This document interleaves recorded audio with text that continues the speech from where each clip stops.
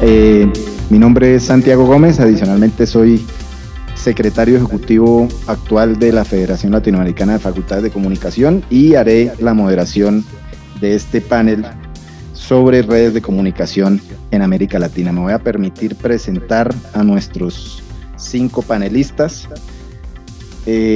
Nos acompañan hoy Manuel Chávez, de quien me voy a permitir hacer una pequeña reseña. Doctor Chávez trabaja en temas sobre relaciones internacionales, seguridad, democracia y prensa. Estudia modelos de acceso a la información, rendición de cuentas y transparencia, especialmente relacionados con los medios de comunicación en América Latina. Es comentarista habitual de organizaciones de noticias nacionales e internacionales, entre ellas NPR, ABC Radio, Michigan Public Radio, Financial Times, BBC, Univision, Radio 1000 y Reforma. Actualmente es presidente de la Asociación de Estudios Fronterizos y de Al-Nasser. Imparte cursos sobre prensa, sociedad y gobierno en América Latina y sobre sociología del periodismo. Bienvenido, doctor Manuel. Nos acompaña también Carlos Ferraro, argentino, educomunicador, profesor de Filosofía y Ciencias de la Educación en la Universidad de El Salvador con SUDEC, posgrado en Planificación y Gestión de la Comunicación, productor audiovisual, crítico y jurado de cine, miembro fundador y directivo de CAED, Centro de Comunicación para la Democracia, y actualmente presidente de Signis ALC y director del Departamento de Educación para los Medios de Signis Mundial. Bienvenido, Carlos. Nos acompaña también Juan David Bernal, director ejecutivo del Consejo Latinoamericano de Acreditación de la Educación en Periodismo, CLAEP. Es el actual decano de la Facultad de Comunicación y Tecnologías de la Información de la Universidad de los Hemisferios de Quito, Ecuador, docente e investigador con más de 25 publicaciones, periodista en medios digitales, televisión, radio y prensa, y como periodista ha sido corresponsal de la cadena NBC, Claro Sports y Golf Channel Latinoamérica. Es candidato a doctor en comunicación por la Universidad de Navarra en Pamplona, España. Bienvenido, Juan David. Nos acompaña también Hugo Ramírez, magíster en comunicación y opinión pública, periodista, coordinador de proyectos de desarrollo y productos radiofónicos en el Perú. Y por último, nos acompaña Leonardo Félix, licenciado en Comunicación por la Universidad Nacional de Córdoba en Argentina, magíster en Comunicación Digital por la Universidad Nacional de La Plata, Argentina, tiene un posgrado en Comunicación Interna y Externa para Organizaciones por la Universidad Austral Argentina. Actualmente, desde 2013, es director ejecutivo de la Agencia Ecuménica de Comunicación en América Latina y el Caribe, y desde 2018 es presidente de la UAC en América Latina. También es ministro ordenado de la Iglesia Evangélica Metodista Argentina, a cargo de distintas áreas de comunicación de la vida de la Iglesia, tanto a nivel nacional, regional como internacional. Vamos a hacer la presentación de nuestro siguiente panelista, Manuel Chaparro, de Ibercom, periodista y catedrático de la Universidad de Málaga en España, director del grupo LabCom Andalucía. Sus investigaciones se centran en comunicación y postdesarrollo, políticas públicas y cooperación internacional. Autor de varias monografías, entre ellas Claves para repensar los medios y el mundo que habitamos, la distopía del desarrollo. Bienvenido, Manuel. Y Gisela Ávila, de CIESPAL, está en este momento en la actividad simultánea sobre revistas científicas, pero nos ha dicho que se integrará tan pronto pueda a este panel. Habiéndolos presentado, estimados colegas, quisiera arrancar, y teniendo en cuenta que estamos programados hasta las 6 de la tarde, 1 hora y media, quisiera empezar con una pregunta para una respuesta corta en la que nos expliquen un poco cuál es el objetivo principal de cada una de las redes que ustedes representan hoy acá. Y eso nos dará pie para entrar ya a preguntas sobre reflexiones, desafíos, obstáculos, etcétera. Entonces, si quiere, doctor, arrancamos. Esa fue mi rodilla. Muchas gracias, Santiago. En mi caso, soy el presidente de se llama Al-Nasser, que es la Asociación Latina de Académicos sobre Medios de Comunicación en Estados Unidos. Nosotros somos una organización basada en una red de académicos. Somos aproximadamente 30 universidades en Estados Unidos y nos reunimos periódicamente y cada 2 años organizamos una conferencia que es internacional y una conferencia que es nacional. La razón por la que decidimos organizarnos es porque la representación de latinos o hispanos en las áreas de comunicación, periodismo, medios, información, relaciones públicas, es muy bajo. Tenemos probablemente menos representación que la demográfica que deberíamos de tener a nivel nacional. Entonces, esta organización es básicamente para fortalecer la presencia de los latinos en los Estados Unidos en estas áreas. Y sin embargo, queremos y estamos fortaleciendo nuestra relación con América Latina. Hola a todos y todas. Mi nombre es Carlos Ferraro, presidente de Signis ALC. Signis ALC es una red de comunicadores que se identifica con una fe común en los valores cristianos de la comunicación. Fundamentalmente trabaja con jóvenes. Hemos puntualizado en los últimos años poner la energía en jóvenes comunicadores.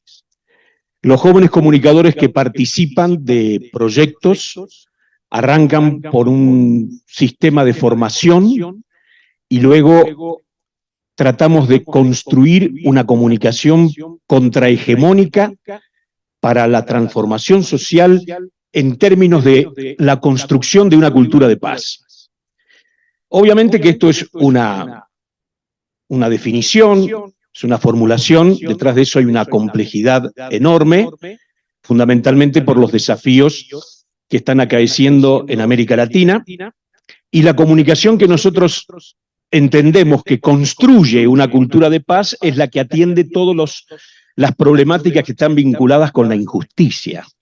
No creemos que pueda accederse a una cultura de paz o llegar a una paz cuando subyace una injusticia que ocurre en todos los campos. Nos interesan las temáticas que están en la producción de lo que hace Signis a nivel comunicativo, del extractivismo social, el tema de las migraciones, las políticas de género. Intentamos hacer una comunicación que pueda incidir en las políticas públicas, todo aquello que preocupa generalmente a los más vulnerables en la región es el tipo de comunicación que nosotros intentamos que pueda servir para aliviar esas situaciones, pero además para encontrar salidas concretas en el campo de la comunicación.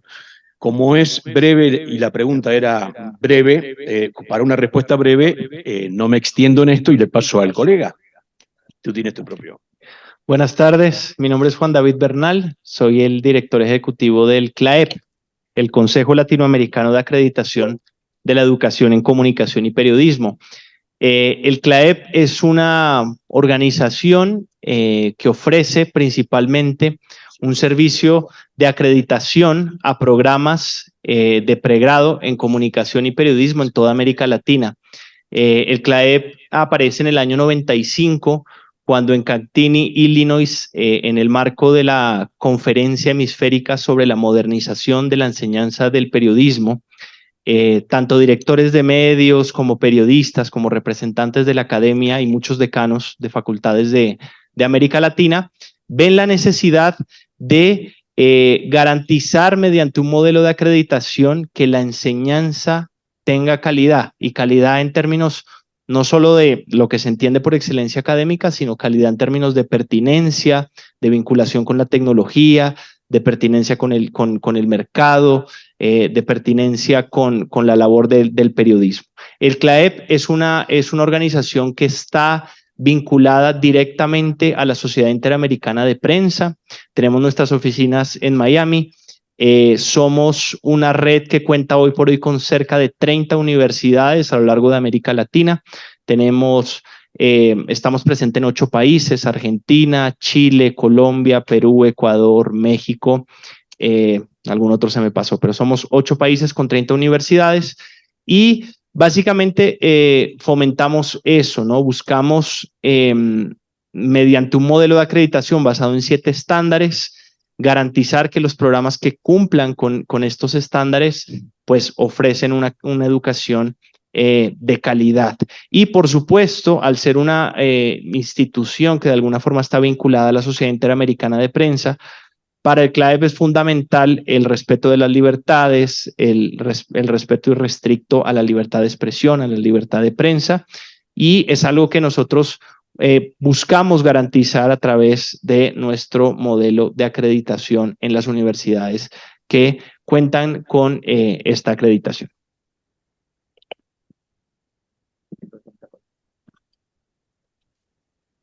¿Cómo están? Muy buenas tardes con todos, con todas. Es un gusto y un placer saludarles, estar con todos y cada uno de ustedes. Yo soy Hugo Ramírez Guamán, actualmente todavía coordinando ALER. ALER es la Asociación Latinoamericana de Educación y Comunicación Popular. Tiene su sede aquí en Quito, Ecuador. Esta es una organización de carácter continental. En realidad nació como una red. Es una asociación, pero es una red que actúa como red, pero a la interna en realidad es una red de redes. Como seguramente voy a explicar más adelante cuando me toque hacer la presentación respectiva. Esta es una organización que está un poquito, ya cruzó la barrera de los 50, pero sigue siendo vital más allá de las circunstancias y de los problemas coyunturales que todas las organizaciones suelen tener, que son problemas de madurez y de rejuvenecimiento para una actuación mejor. ALER nació precisamente bajo el principio inicial de ver cómo ante un panorama y una problemática durísima en América Latina, que era el analfabetismo, pues como la comunicación y en específico la radio podía ser un instrumento que pudiese precisamente transformar esas realidades educativas en América Latina, y cómo luego ALER fue evolucionando también y cómo haciendo de la comunicación un espacio de transformación social desde otras dimensiones que tienen que ver con todo lo que significa el tema de los derechos humanos, el tema de la democracia, el tema de la comunicación misma como derecho, la democratización de las comunicaciones, el tema de la ecología, en fin, una serie de temáticas que desde hace 51 años venimos trabajando. Estamos en 17 países de América Latina y el Caribe.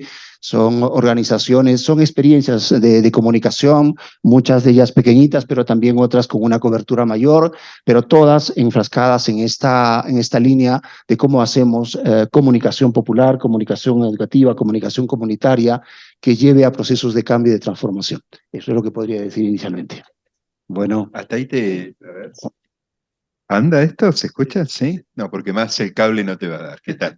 Mi nombre es Leo Félix, yo soy el presidente en estos momentos desde el año 2018 de la UAC en América Latina. UAC es por las siglas en inglés, Asociación Mundial para la Comunicación Cristiana, y nace, como su palabra lo indica, también de un esfuerzo, cierto cristianismo del hemisferio norte, que tiene que ver con el protestantismo histórico blanco, europeo y también norteamericano y canadiense, y nacen también en esto que hoy César Bolaños definía bien, en un momento sí, que tiene que ver con la Guerra Fría, heredera de esa Segunda Guerra y un nuevo orden comunicacional y de información, y la UAC nace como un proyecto global que finalmente se extiende a distintas regiones, después lo voy a explicar más extensamente, y una de esas regiones es América Latina.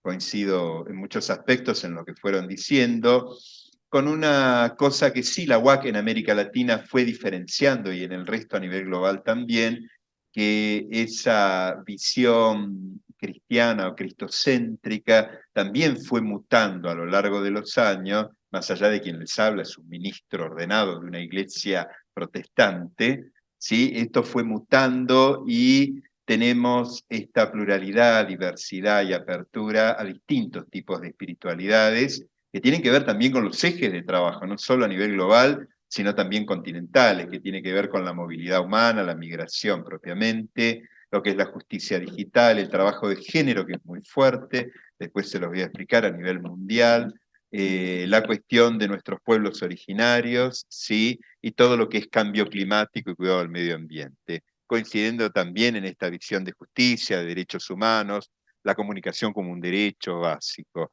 Y básicamente la UAC en América Latina está en distintos países con distintas fuerzas también internas que a su vez tienen subregiones propias. Brasil sería una subregión, la región andina sería otra subregión, para poder ubicar un poco ese contexto tan amplio y tan diverso que tenemos tantos millones de personas, ¿sí?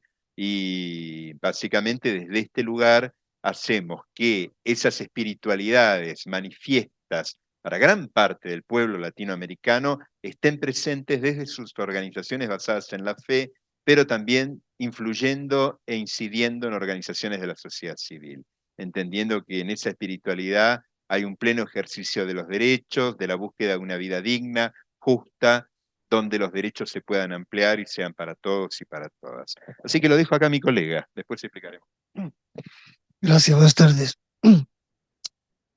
Buenas tardes a todas. No me voy a desmentir de lo de esta mañana, ¿no? Puesto que todas somos personas, buenas tardes a todas. Apliquemos el género sin complejo por la personalidad que nos une y que tenemos. Amén. Siento la anomalía, igual que me imagino que todas vosotras, personas, de que aquí no haya ninguna mujer sentada. Esto no representa la sociedad real. En mi caso, tendría que estar aquí Cecilia Peruso, que es la presidenta de ASIBERCON. Ibercon es la marca de los congresos que se organizan, y Cecilia Perusa, investigadora brasileña, pues como estamos preparando el congreso de Ibercon en Santa Cruz de la Sierra, me dijo, aprovechando que estás por allí, ¿por qué no subes tú a la palestra? Y no esperaba que fuéramos todos nosotros, en este caso, en representación de ellas, ¿eh? Pero bueno, estas son las cosas. Lo digo porque tiene que haber un momento en la historia en que estas cosas ya dejen de ocurrir, ¿no? A mí realmente me incomoda muchísimo, ¿no? Me incomoda muchísimo porque yo trabajo en un equipo de investigación en el que soy el único macho. Y no es porque será el gallo y el gallinero, sino porque ellas me superan en número y en calidad. Y trabajo cómodo y aprendo, ¿no? He publicado recientemente un libro a medias con una colega investigadora en el desafío de decir, a ver, póngase a pensar dos personas desde distintas perspectivas en esta sociedad actual. Y descubre la cantidad de dificultades que hay que superar a la hora de manejar conceptos. Dicho esto, ASIBERCON pretende ser una asociación de asociaciones de investigadores y de investigadoras de Portugal, España y América Latina a Viayala, ¿no? Digo pretende ser porque al ser una institución internacional, José Ignacio López Vigil, que aquí me acompaña, y igual que en este caso está aquí el compañero de Hugo, perdona, se me fue, de ALER, pues estos tipos de asociaciones tienen un estatuto jurídico, una personalidad jurídica muy compleja, de manera que desde 2006 ASIBERCON existe, pero todavía no tiene personalidad jurídica. No sé en qué momento, pero de momento seguimos funcionando y desde 2006 hemos organizado congresos cada 2 años para debatir la realidad, los problemas de la comunicación, los problemas de este campo tan complejo, en el que creo que todas estamos de acuerdo en que si la comunicación falla, la sociedad falla. Sin una verdadera comunicación que no sea tóxica como lo es hoy, mayoritariamente es tóxica, los ejemplos de ALER, como son los de AMAR, o como son las de otras muchas redes que están dentro de ALER o de AMAR y tal. Yo dirigí una de ellas en Andalucía durante 36 años que fundé y a la que ya le dejé seguir su camino, porque uno tiene también que ir dejando que surjan navegantes, pues sabemos de estas dificultades, ¿no? Pero la vocación es incidir en una verdadera comunicación que nos permita hacer transformación social desde una investigación que transfiera, pero también desde la cualificación de profesionales en las facultades para que dejemos de hacer lo que hoy estamos haciendo, mal utilizar las tecnologías en un derroche tecnológico. Muchas gracias a todos por la respuesta inicial. Creo que ya tenemos un panorama interesante, organizaciones con objetivos diversos, hay una heterogeneidad importante en los objetivos misionales, pero que en el fondo buscan lo que acaba de decir muy bien Manuel, y es cualificar el ejercicio comunicativo para los objetivos de la democracia, la generación de una cultura de paz, para afectar positivamente el tema de la formación de los comunicadores. Entonces hay una riqueza importante en términos de la diversidad de los objetivos de quienes aquí nos acompañan. Quisiera empezar con Manuel y venir hacia acá con la segunda pregunta, que tiene que ver puntualmente, y también hemos mencionado en esta presentación algunos de ellos, ¿cuál es el principal obstáculo que deben sortear desde sus asociaciones para lograr cumplir esos objetivos misionales que se han definido? El principal obstáculo es creérnoslo. Porque no todo el mundo cree esto, ¿no? No todo el mundo lo cree. Entonces, el principal es creérselo. El segundo es que estamos ante una institución que son las universidades. Voy a ser crítico y puedo porque estoy dentro de ellas, ¿no? Que son bastante medievales todavía, ¿eh? Que son bastante verticales, que son bastante autoritarias, que en alguna medida se han puesto al servicio del mercado, y esto les aleja de la sociedad civil. La comunicación es un bien común, es patrimonio de todas. Por tanto, la investigación y la universidad debe ser útil a la sociedad civil. Este es el principal desafío. El segundo gran desafío es que cuando el academicismo internacional, dominado por esta cultura anglosajona, te impone la dictadura del llamado paper y de los indicadores de transferencia, que solamente se traducen en revistas indexadas según unas categorías que ellos han establecido, y todo lo que no esté ahí no sirve para nada, teniendo en cuenta que nadie lee esas revistas que ellos dicen, por tanto, los que no sirven para nada son ellos, pues eso es un hándicap, porque resulta que estamos reproduciendo, ¿os acordáis? Bueno, algunos se acordaban de la vietnamita, ¿no? Aquella fotocopiadora de manivela con la que hacíamos panfletos en las épocas de la revolución de la calle, de las redes sociales, ¿verdad? Y no de las virtuales. Pues con eso, reproduciendo papeles para ser publicados que nadie va a leer, pero con cada uno de ellos te van a poner aquí una medallita que te va a permitir luego ganar más plata, ascender en tu graduación social dentro de la universidad y alcanzar. Esto es el auténtico desafío. Por eso yo hablaba esta mañana de esa comunicación radical que tenemos. Por eso me importa tanto recuperar las raíces. Y la universidad y las investigaciones tienen que entrar en un proceso de recuperar su vinculación, de pensar la solución a los problemas que la sociedad tiene.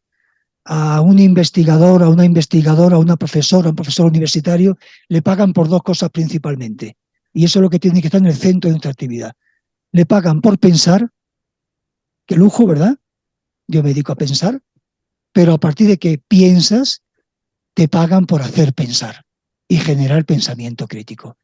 Y ese es el espíritu que queremos recuperar, y ese es el auténtico desafío en el que ahora mismo tenemos que estar, por lo menos en lo que es mi conciencia y en la que discuto con mis compañeras y compañeros. Me gustó más, Manuel, que cambia la palabra dificultad por desafío. Es más propositivo, aunque habla de lo mismo en verdad, ¿sí?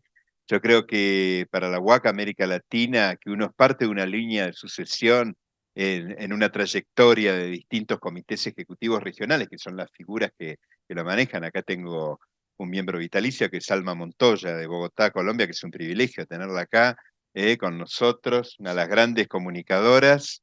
Ahí está ella, dice, acá estoy. Yo creo que hay siempre desafíos latentes para una organización basada en la fe. En primer lugar, esa pluralidad de experiencias, de fe y de espiritualidades. Por eso hablo de espiritualidades, para no llevarlo al plano de la religión, que es un entendimiento muy dogmático y muy occidental también, ¿sí? Esta diversidad de espiritualidades exige también el desafío de poder comprender que comunicar no es nada más lo que Occidente supone que comunica, porque muchos de nuestros pueblos ancestrales están ubicados en la Amazonía y uno dice, bueno, están de este lado del mapa, son Occidente. No, no son Occidente. Ahí está, gracias, muy amable.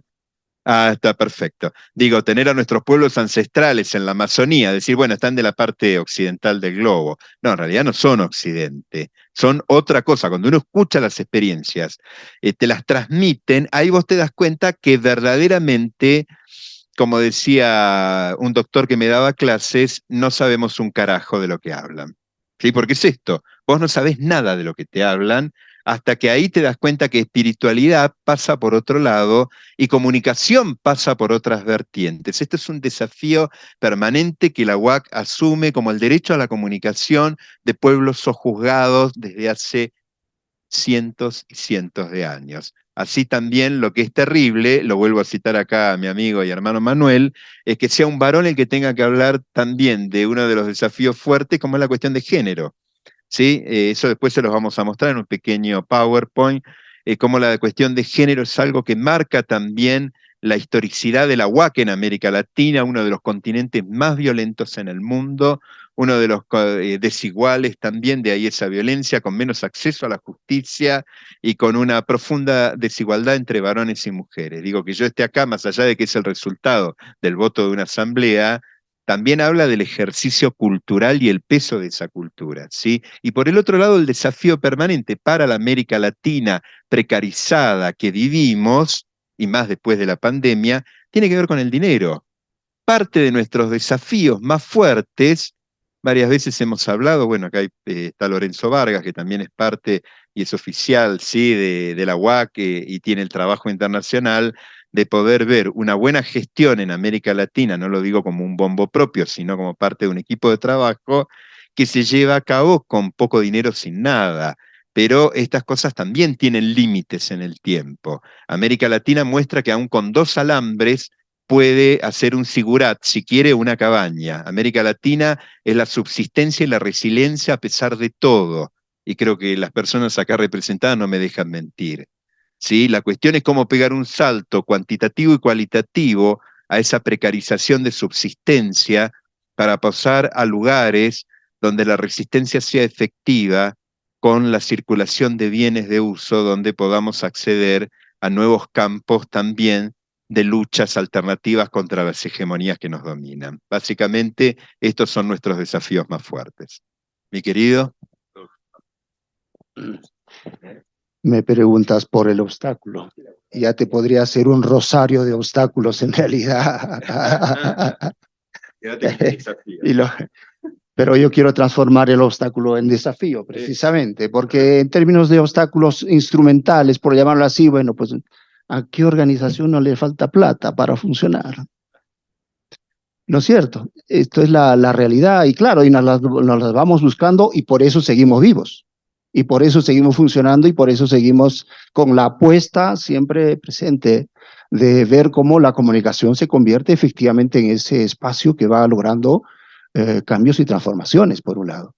Pero creo que para leer, el obstáculo y el desafío mayor es cómo da cumplimiento a aquello que propone como propuesta de educación y comunicación popular. Y Aller ha dicho comunicación no para el desarrollo, ha dicho comunicación para el buen vivir. ¿Y qué significa eso de comunicación para el buen vivir? ¿Significa un cambio de nombre nada más al concepto de desarrollo? Creo que va más allá. Y entonces los desafíos mayores es cómo construimos esa otra sociedad del buen vivir. ¿Con qué instrumentos o con qué elementos se construye eso? Y para nosotros ese es el tema de fondo. Cómo a partir de nuestras potencialidades y de nuestras limitaciones vamos generando esos otros procesos que de alguna forma se conviertan en una especie de referencia, de signos que nos digan por aquí va la cosa. Y eso va logrando de alguna forma ese conjunto de transformaciones que queremos. Entonces, obstáculos muchos desde el punto de vista de la vida cotidiana y todo aquello, pero el obstáculo mayor es cómo avanzas en función de lo que te has propuesto. Y nosotros hemos dicho, no comunicación para el desarrollo, sino comunicación para el buen vivir.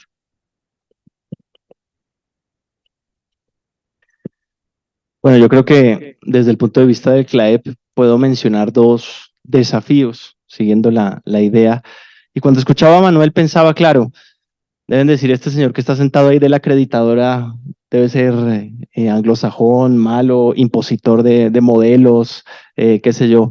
Pero fíjate que hay algo interesante que te quiero contar.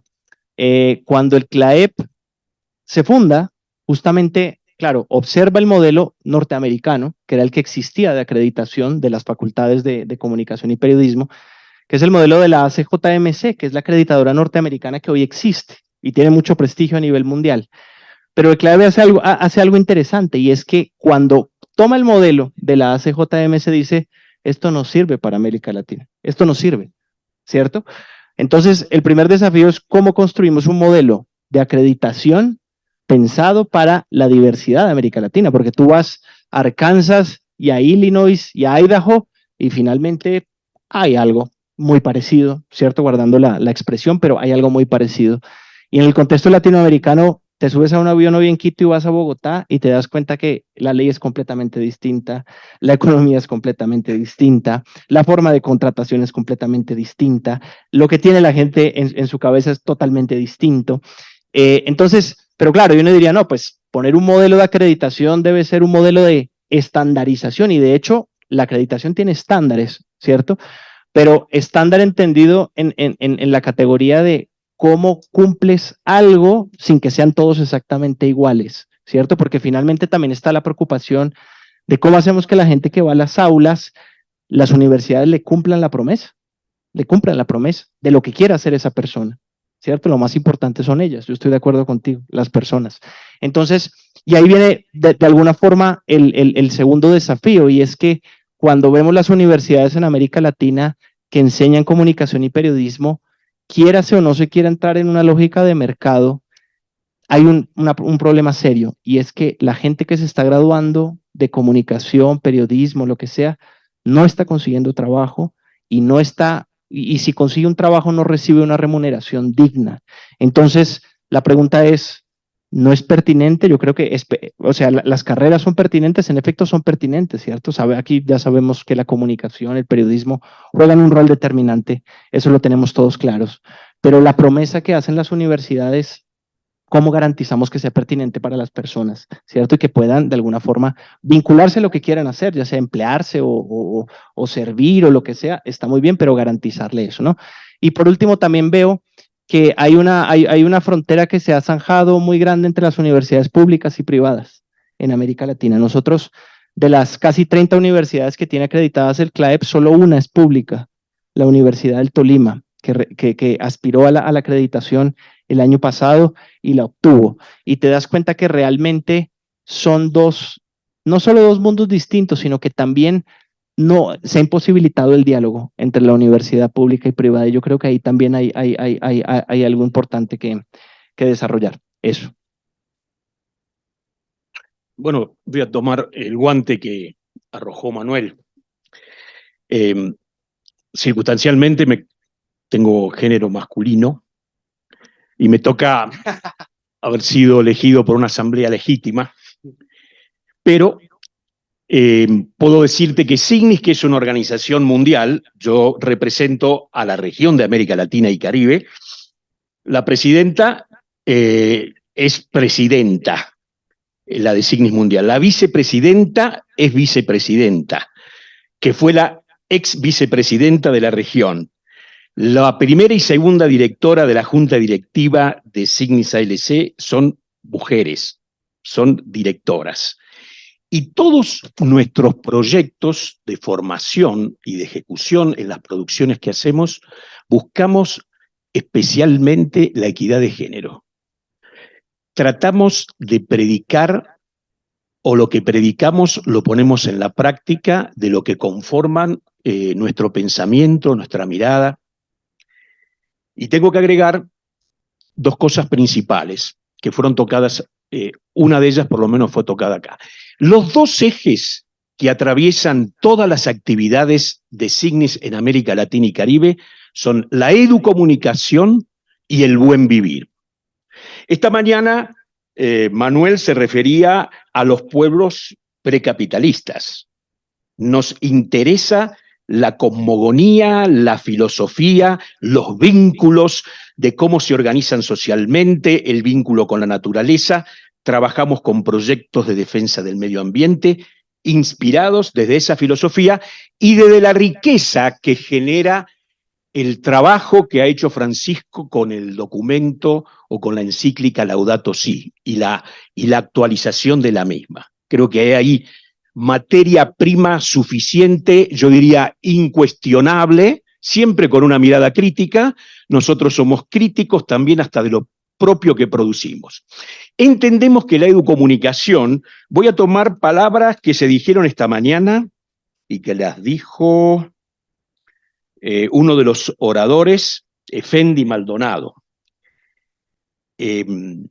Esta ciudadanía integral, que es la que tenemos que construir, que para mí es prácticamente la esencia de lo que busca la educomunicación, la define como a la educomunicación la define como una interfase crucial para generar los cambios. Esto lo tenemos claro hace un tiempo. Es decir, el compromiso con la educomunicación basada en los principios de Freire y de Mario Kaplun, que incluso se le va a hacer un homenaje en este encuentro, trabajados incluso desde un ayornamiento de ese pensamiento en una investigación que ha hecho Signis ALC con otras dos organizaciones, hará más o menos unos 7 o 8 años atrás, que se plasmó, y ahí los estoy invitando para que vean los basamentos y la conceptualización que tiene Signis con respecto a la educomunicación en www.rededucom.org. Ahí están los conceptos principales de no solamente de la teoría, sino de prácticas educomunicativas que se realizan en Latinoamérica e incluso entrevistas a los grandes pensadores y formadores de ese pensamiento en América Latina y Caribe. La conjunción de la educomunicación y el buen vivir a nosotros nos da la materia prima de insumos para poder resolver los desafíos de América Latina. Yo tomo también el eufemismo del tema del obstáculo, prefiero verlo como un desafío. Es verdad que un obstáculo es lo económico, porque cuando organizaciones como las nuestras, a mí me da mucho gusto escuchar lo que estoy escuchando con los colegas de lo que están exponiendo desde la perspectiva que tienen de la comunicación, porque hay una comunión absoluta, diría yo. El obstáculo económico en nuestro tipo de organizaciones, y aquí estoy casi involucrando a todas, tiene que ver que cuando uno tiene un discurso libre, propio, con una identidad propia, y vive en un mundo capitalista, y depende de donantes que estén de acuerdo y compartan los conceptos de lo que uno está construyendo para la sociedad, que es justamente contrahegemónico, no es fácil conseguir recursos. Y hay algunos haceres, a pesar que nosotros los argentinos sabemos bien que con un alambre se pueden hacer muchas cosas, hay algunos haceres que necesitan recursos económicos. Ese sí puede ser un obstáculo. Y es un empleo bastante grande de energía para poder conseguirlos, ¿no? Que esa búsqueda a veces distrae de las cosas esenciales a las cuales uno quisiera dedicarse en su totalidad. Lo otro que podríamos llamar un desafío, que tiene que ver con la propia esencia de la formación de nuestra organización. Yo les dije que somos una organización mundial. Estamos en más de 100 países, en todos los continentes y en todas las regiones. Imagínense lo que significa la diversidad cultural que está dentro de la organización. En América Latina representamos, Signis ALC representa a 14 asociadas continentales y a 15 del Caribe anglófono, con una mirada, digamos, del mundo más eurocéntrica, pero que pertenece a la región nuestra y tenemos que trabajar, digamos, en colaboración. El objetivo final, si ustedes quieren, de Signis ALC es tratar para las asociadas de encontrar una cohesión regional. Tratar de, dentro de la diversidad, encontrar que Latinoamérica es una potencia y una fuerza y que tiene una riqueza que, si la concebimos como región, hasta yo diría estratégicamente y a nivel político, podríamos resolver esos problemas que se señalaron acá, que sabemos que es lo que distingue a la región de mayor concentración económica en grupos de poder, de mayor inequidad significa esto, y que se ha transformado tal vez en el continente de mayor violencia. Toda nuestra comunicación, todo lo que hacemos, después no sé si habrá la posibilidad de una tercera entrada para explicar específicamente determinadas acciones, están ordenadas hacia eso y siempre con la presencia de la mujer. Voy a tratar de retomar el punto de la pregunta que fue el obstáculo y el desafío. En Estados Unidos, y uno de mis colegas lo acaba de mencionar, los académicos tenemos que enfrentar los problemas de las medidas en las que nos evalúan, los famosos matrix. ¿Dónde publicas? ¿En qué publicaciones estás publicando? ¿Con cuánta periodicidad? ¿Cuáles son los límites? ¿Cuáles son los estándares? En algunos casos, incluso en mi propia universidad, se reconoce quién es el primer autor, si fuiste el segundo autor o el tercero, o si tienes más de 4 ahí. Y el puntaje empieza a bajar dependiendo de dónde estés. En las universidades en Estados Unidos, y yo estoy de acuerdo con el comentario de que si estás en Idaho o estás en Arkansas, quizá no hay mucha variabilidad. Yo diría que sí hay una variabilidad en cuanto a cómo estamos clasificadas las universidades.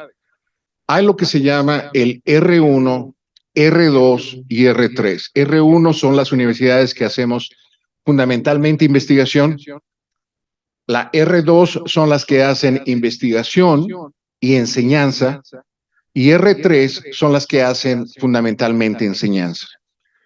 Uno de mis estudiantes, tengo un brasileño y un estudiante argentino.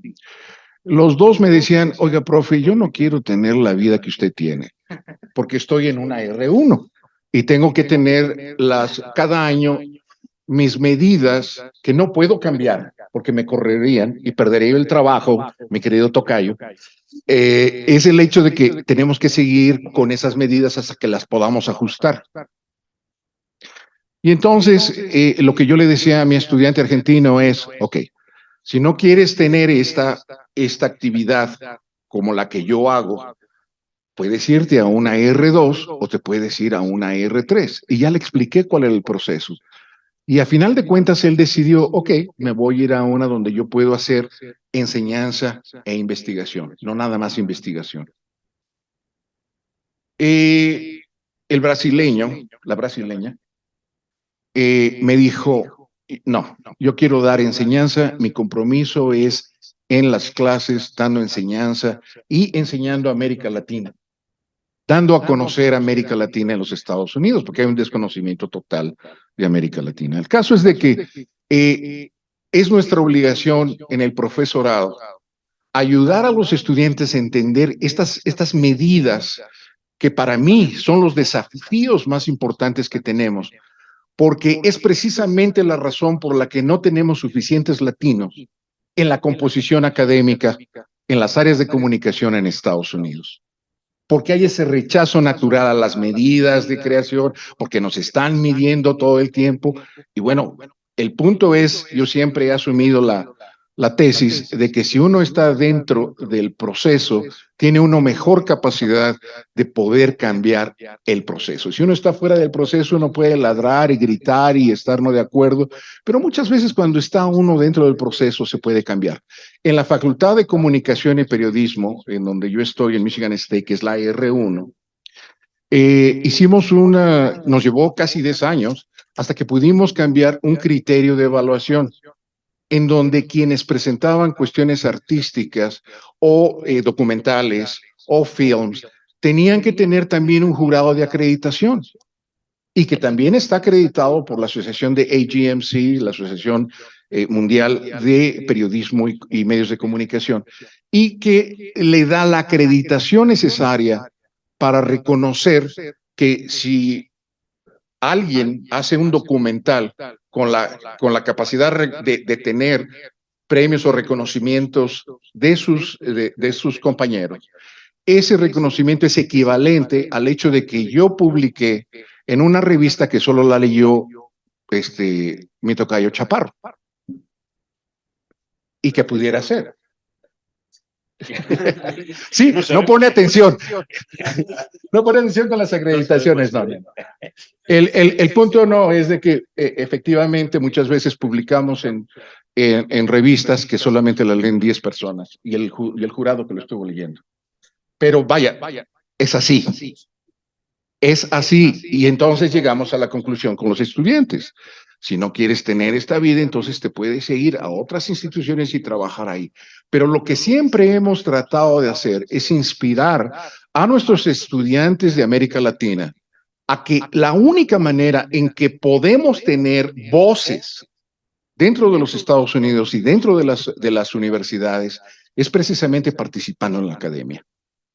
Puede ser en R1, R2 o R3. Yo no discrimino en ninguna de las tres, pero por favor, hay que representar a América Latina en las facultades de comunicación y periodismo. Y finalmente, ya brevemente, es el hecho de que las acreditaciones tienen consecuencias y que si existen organizaciones que ya son las que validan si un departamento de comunicación o una escuela de periodismo tiene un calibre de poder entrenar a gente con determinados factores de calidad, yo no creo que eso sea necesariamente conflictivo. Lo que hay que aprender es de qué manera se puede utilizar para ganar las calificaciones que se requieren en el momento de las evaluaciones. Y alguien, aquí en el grupo está el director del programa de periodismo de Florida International University en Florida, en Biscayne Bay, y el programa de español en periodismo es el número 1 en los Estados Unidos, con el prestigio más alto de la maestría, Alejandro Alvarado Bremer, que está acompañándonos. Y lo que hemos visto con la mayoría de los estudiantes de América Latina cuando llegan es el hecho de que tienen que ver los estándares, las medidas de medición y las acreditaciones. Entonces es ahí donde también nosotros los tenemos que preparar a saber cómo poder entender el sistema para poder representarnos mejor en este caso específicamente en los Estados Unidos. ¿Okay? Hablen de los Estados Unidos. Muchas gracias, Manuel. Le doy la bienvenida a Gisela Dávila, que se une a este panel, tal como habíamos anunciado, directora general de CIESPAL, magíster en Comunicación y Opinión Pública, licenciada en Comunicación Social para el Desarrollo con énfasis en radio. Te damos la bienvenida, no sin antes agradecerte, Gisela, en nombre de todos por el maravilloso evento que estamos teniendo. CIESPAL como anfitriona se ha lucido y te doy la palabra frente a este tema de los desafíos que tiene que enfrentar en tu caso CIESPAL para cumplir sus objetivos misionales.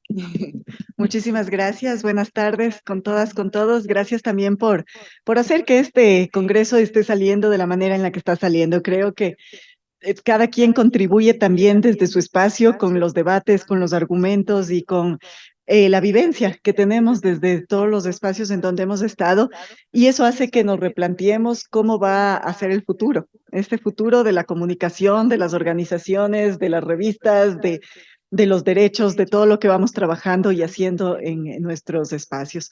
No, y gracias a ustedes también. FELAFAX ha contribuido para que este congreso sea importante y que empiece a ser nuevamente esta marca con la que nos encontramos con la que debatimos y con la que no tengamos miedo a decir las cosas. Yo creo que a veces estamos ya en estas sociedades muy líquidas, ¿no? Como se las dice, o muy de cristal, y siempre estamos con el miedo, un miedo infundado, creo yo, político, de no asumir posiciones más fuertes y más radicales. Creo que ese es un problema serio que estamos viviendo. ¿Y por qué? Porque a veces tenemos miedo de perder el presupuesto, de que los gobiernos se pongan en contra, de que la gente ya no nos siga en el Facebook, en el Twitter o en el Instagram o en donde sea, porque perdemos gente en estos espacios.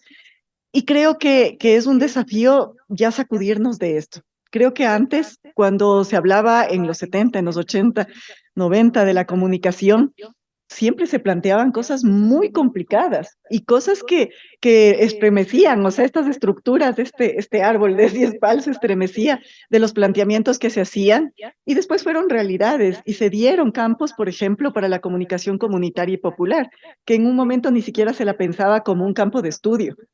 Entrar a la academia, la comunicación comunitaria y popular era imposible.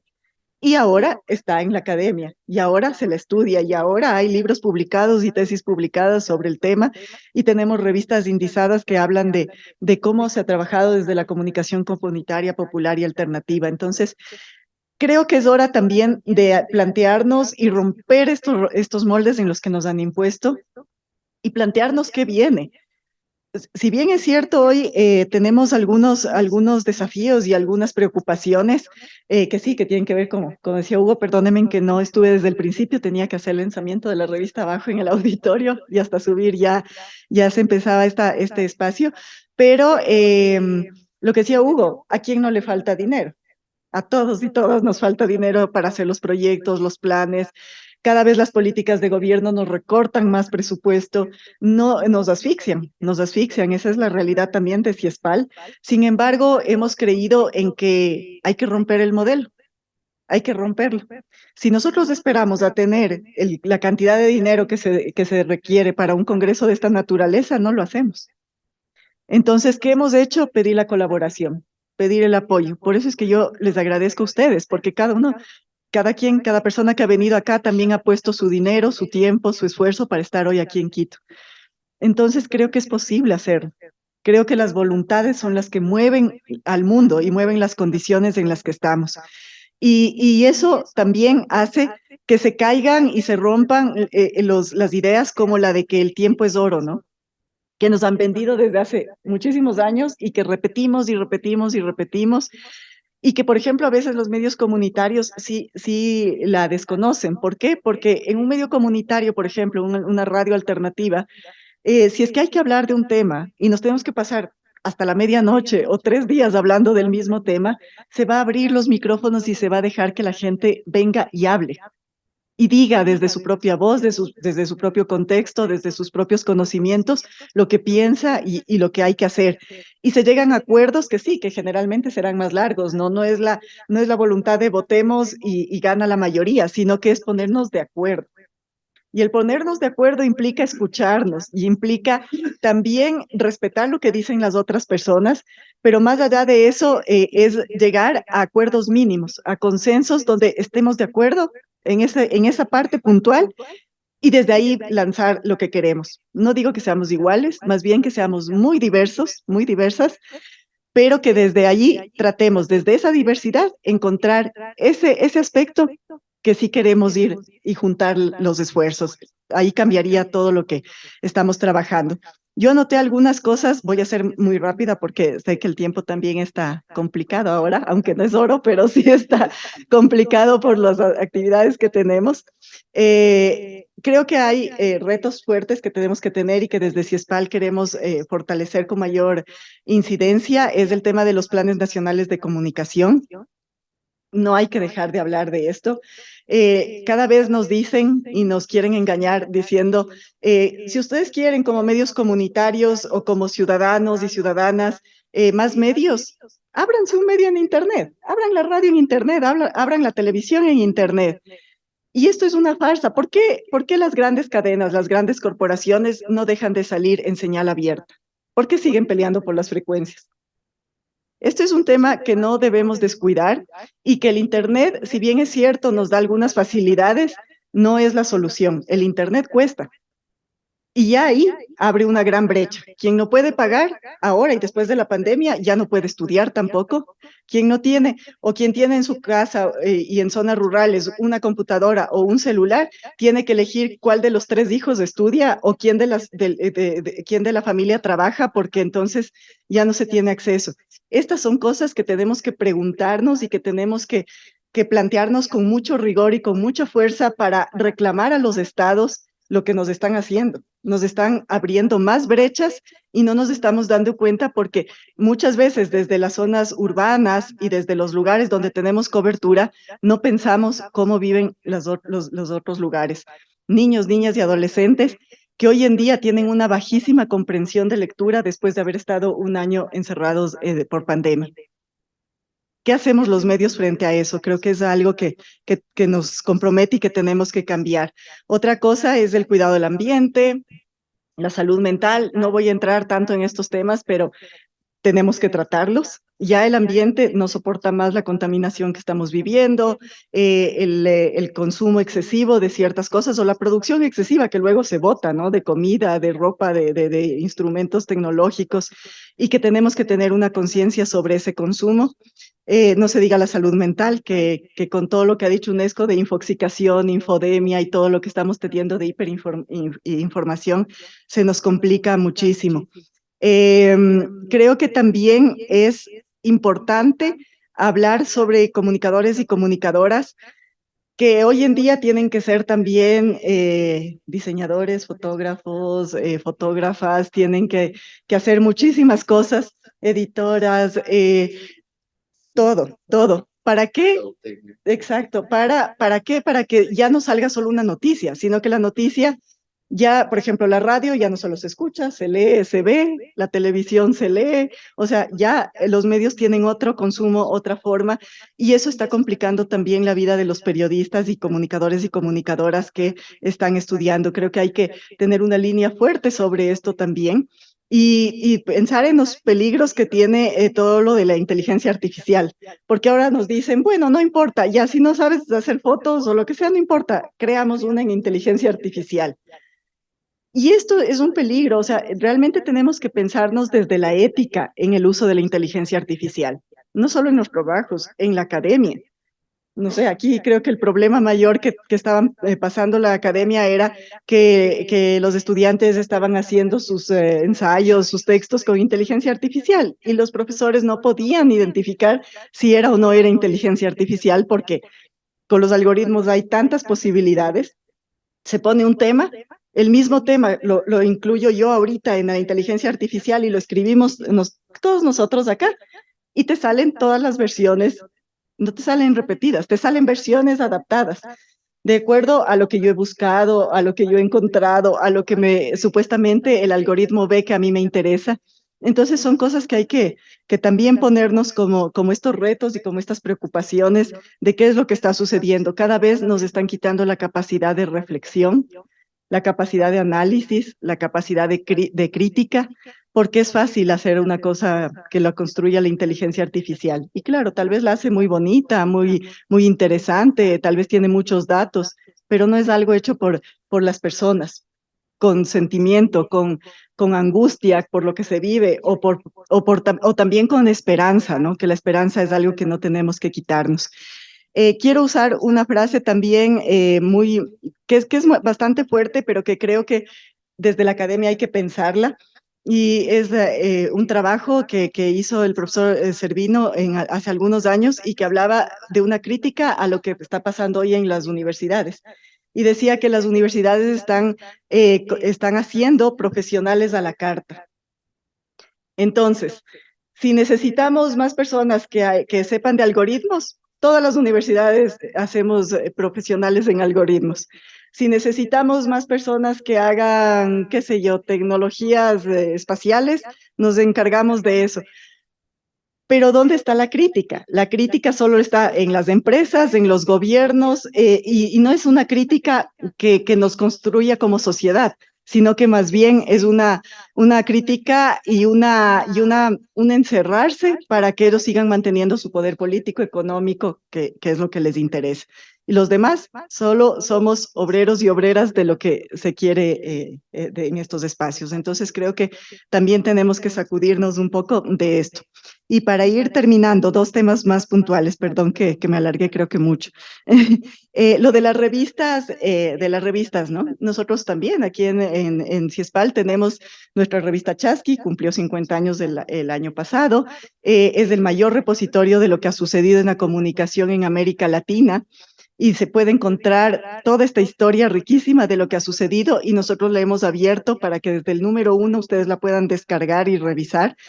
Pero también tenemos que hablarnos de las revistas depredadoras, de esas otras revistas que te cobran por publicar para que logres tener el grado académico que necesitas para seguir creciendo en la universidad. Creo que no tenemos que callarnos más de esto, ¿no?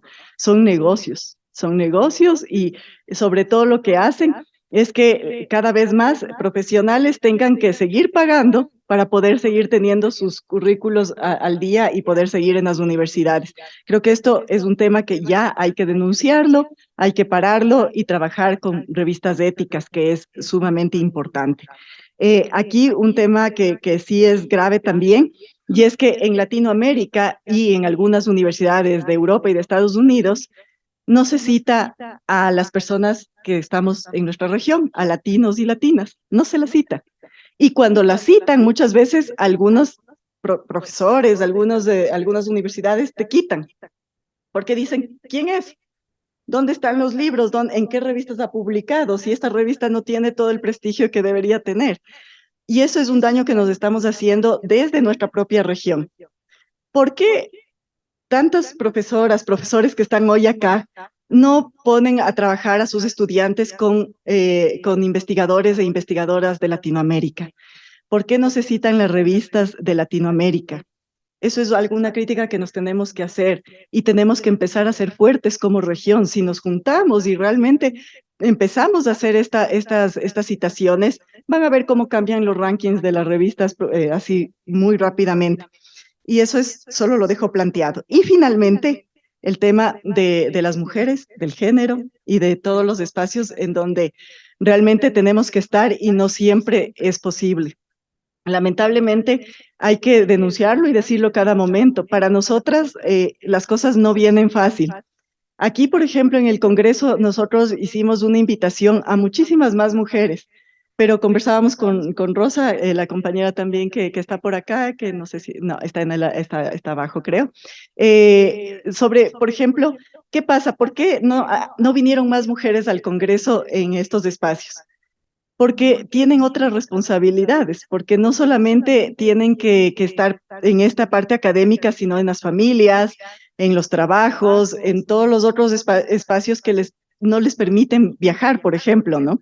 Y eso es algo que tenemos que pensarlo también de mejor manera en cómo a la mujer se le carga de demasiadas cosas y demasiadas actividades que no le permiten desarrollar o su parte familiar o su parte profesional o su parte ya más afectiva, y estas son cosas que sí tenemos que preguntarnos. Y sobre todo porque hay ahora, y según los índices a nivel latinoamericano, por ejemplo, más mujeres estudian y se gradúan.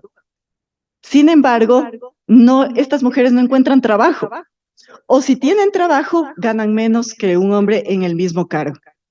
Cosas que sabemos, pero que hay que denunciarlas con mayor fuerza también. Y de igual manera, hay más mujeres y hay un grado muy alto. La OEI tiene, y después ustedes lo pueden buscar, la OEI tiene un estudio muy interesante en donde dice que las mujeres cuando publican, que muchas mujeres publicamos y que es un tema que va creciendo, sin embargo, cuando un artículo está encabezado por una mujer, tiene menos citaciones. Si en el mundo tenemos también esta relación de lo que está pasando, creo que tenemos una responsabilidad. Citémonos entre nosotras, hagamos también un trabajo de esfuerzo y seamos un poco más incidentes en todas las cosas que estamos trabajando y haciendo. Perdón, ahora sí ya. No, Gisela, muy importantes sus reflexiones que complementan las que hemos hecho previamente. Fíjense que hacía la pregunta de los obstáculos o los desafíos intencionalmente para enfatizar un tema, y es que fíjense que todas las organizaciones, incluso con misiones diferentes, tenemos básicamente los mismos desafíos.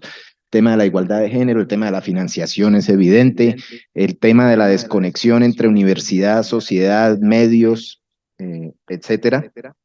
Y eso me lleva a la intención real que discutimos en el comité organizador cuando organizamos o propusimos organizar este panel, que era generar escenarios de reflexión frente a la posibilidad y la necesidad de trabajar en red, entre redes, que creemos que puede ser la solución para empezar a solucionar algunos de esos, de superar algunos de esos obstáculos. Ya Gisela lo decía, Felafaxis y SPAL materializan hoy una alianza que hemos oído de expertos que hace un tiempo era impensable, pero hoy la estamos materializando y nos ha servido para solventar el tema financiero, evidentemente, pero nos ha permitido enriquecer unas reflexiones necesarias sobre el quehacer de la comunicación de manera conjunta. Eso me lleva, nos quedan poco más de 15 minutos. Quisiera cerrar oyendo sus reflexiones frente a por qué no hemos trabajado más conjuntamente entre las asociaciones y a futuro cómo podemos plantear que esas sinergias enriquezcan el quehacer de cada uno por separado para solucionar muchos de estos obstáculos. Yo. Bueno, yo terminé y empiezo ahora. Creo que también pasa por a veces unos egos, a veces también unos miedos de algunas organizaciones de juntarnos y de quién tiene más protagonismo que otro. O sea, hay que decirnos la verdad y es esa muchas veces por la que no nos juntamos. Y creo que ahora ha cambiado el tiempo, ha cambiado el momento y el permitir que nos juntemos y el permitir que hagamos y construyamos un objetivo común está cambiando la relación de las organizaciones. Así es que por ahí va.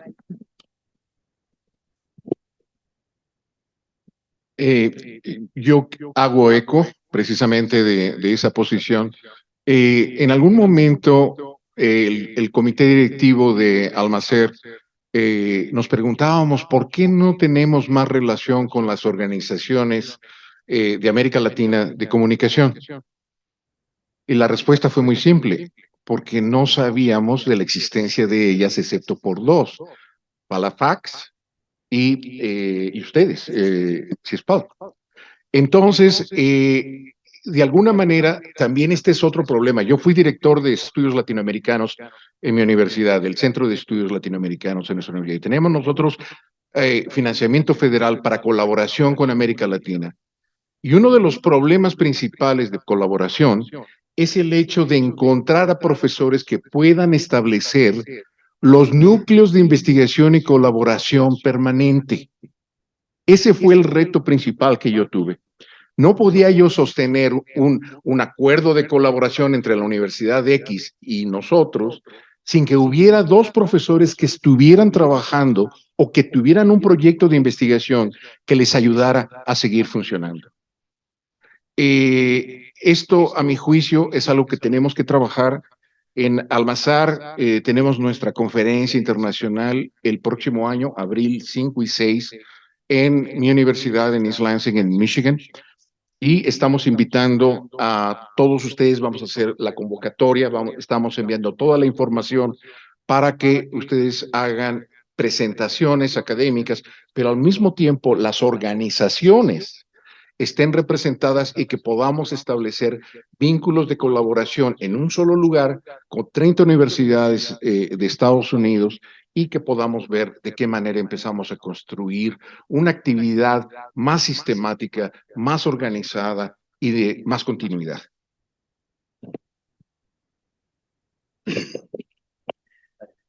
Creemos en la construcción colectiva de los conocimientos, Signis ALC, y hay proyectos que para nosotros son sustanciales, y cuando uno tiene la pretensión de poder realizar un proyecto que desborda las posibilidades de lo que uno puede tener, pero que sabe que tiene que ir por ahí, lo que tiene que hacer es recurrir a los que saben más, o a los que pueden dar más. Signis ALC trabaja con organizaciones y redes fraternas. Acá en esta misma mesa hay dos, ALER y CIESPAL. Ellos han contribuido sustancialmente en la formación de los jóvenes que están llevando adelante miren lo que les digo, un proyecto inédito de comunicación en América Latina. Una radio de jóvenes para jóvenes con una producción en la que permanentemente, es decir, 14 países, o sea, jóvenes que representan a los 14 países de nuestras asociadas, mantienen una programación de 24/7, canalizando todas las temáticas que nosotros estamos conversando acá. Esta es nuestra herramienta estratégica de que lo que pensamos y lo que producimos de las manos de las redes que pueden hacernos crecer y madurar en aquellos tránsitos que nosotros no podemos resolver solo como organización, entendemos que es lo que va a generar realmente con el tiempo una incidencia afectiva. Si no hay realmente un concepto de construcción colectiva, especialmente regional, es muy difícil que alcancemos los objetivos de muchas de las cosas que se están discutiendo acá. No sé si existe la posibilidad, un minuto más nada más, porque hay algo esencial que no he dicho. Estamos creando y desarrollando un centro autónomo de educomunicación para la democracia. Yo creo que muchas de las cosas y de las organizaciones que trabajamos en esta línea de pensamiento, no advertimos que tal vez todos nuestros trabajos y todos nuestros esfuerzos son mucho más difíciles y yo diría imposibles de ejecutar si el escenario donde lo desarrollamos no es una democracia. Las democracias, voy a tomar palabras que se dijeron hoy. El propio Bolaños habló del rebajamiento de la democracia. Ese es un concepto que nosotros tenemos internalizados. Es decir, sentimos mucho dolor por los denominadores comunes del debilitamiento de la democracia y la emergencia de personajes absolutamente dementes que arrastran el pensamiento de grandes sectores, digamos, de la sociedad. Les pregunto, ¿ustedes creen que todas estas cosas que nos preocupa como comunicadores, las podemos llevar adelante, las podemos planificar, las podemos realizar si el escenario de la democracia desaparece? No estoy defendiendo a la democracia en los estrictos términos que la conocemos, porque el desafío que tiene este centro autónomo de educomunicación para la democracia, que ya cuenta con académicos que tienen experiencia de todo lo que estamos hablando acá y que vienen de distintas vertientes, entendemos que hay que repensarla la democracia. Hay que repensar las formas de representatividad y además hacerlo con el desafío paralelo de todo lo que significa la cultura digital, el tema de las redes. Está muy bien que se haya dicho hoy que es demasiado nombrar a las redes sociales como redes sociales, porque las redes sociales son las otras, las que conocemos, las presenciales, en donde hay cercanía hasta física y afectiva, y esas realidades virtuales, esas redes virtuales, están transitando y alimentando imaginarios en donde yo les diría que trastornan la lógica y la mirada de las nuevas generaciones que están desvinculados con un pasado que todos nosotros conocemos, de las fuentes que generó el pensamiento que nos coloca hoy en el desafío de cómo tenemos que construir tal vez una lógica diferente para poder entender lo que está pasando. Todo esto para nosotros no se clausura, es un gran signo de interrogación abierta. Tenemos que, con el acervo histórico y de los conocimientos epistemológicos que tenemos en una epistemología del sur, encontrar salidas de algo que es urgente. Salvemos o remiremos la democracia porque va a ser muy difícil de poder seguir trabajando. Gracias.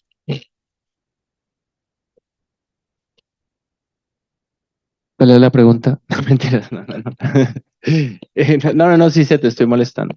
No, yo creo que yo creo que quizás la gran limitante ya la dijo Gisela, evidentemente, la academia es el escenario por excelencia de los egos, ¿no? O sea,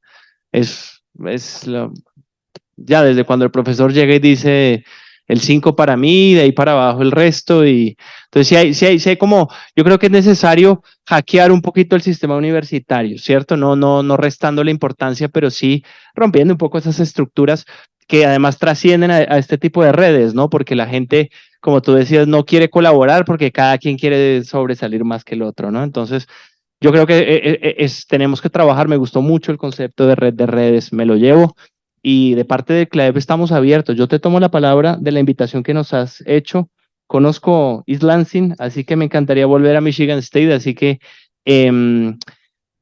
yo creo que tenemos que poner esos espacios en común y ver, si bien todos somos diversos acá y somos diversos, y yo creo que eso es muy importante, que cada quien en su libertad y dignidad como persona mantenga su diversidad y se respete, pero creo que también tenemos puntos de contacto en donde podemos tener cosas en común. Entonces, por parte del CLAEP, nosotros hacemos 2 encuentros importantes al año. Uno es un encuentro de universidades anual. Este año fue en la UAO, en la Universidad Autónoma de Occidente de Cali.